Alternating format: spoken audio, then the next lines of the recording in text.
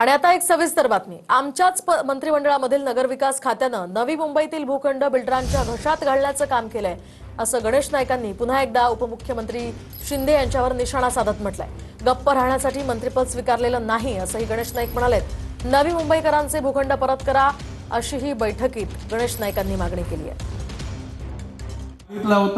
Hospital करता, बागे करता, एखाद्या शाळे करता, रुग्णालया करता ते पण दिले गेले नाहीत। ते भूखंड बिल्डर लोकांच्या घशात त्यांच्या दलालांनी घातले।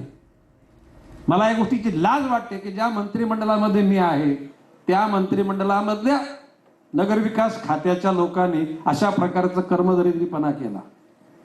आणि म्हणून सुनील पवार साहेब, आता तुम्ही आज लिहून घ्या प्रशासकाच्या अधिकृत माननीय महापौर तशा प्रकारचे निर्देशच देतील की ह्या सगळ्या सिडकोकडून मी माननीय मुख्यमंत्र्यांना सांगणार आहे, माझा जर राग जर शांत व्हायची तुमची इच्छा असेल तर त्या ठिकाणी सिडकोकडून MIDC कडून नवी मुंबई महापालिकेला विकासाकरता जनतेच्या हिताकरता जे भूखंड देऊ घातल्यात ते लगेच देण्याची व्यवस्था करा, म्हणजे माझा राग असते असते कमी होईल।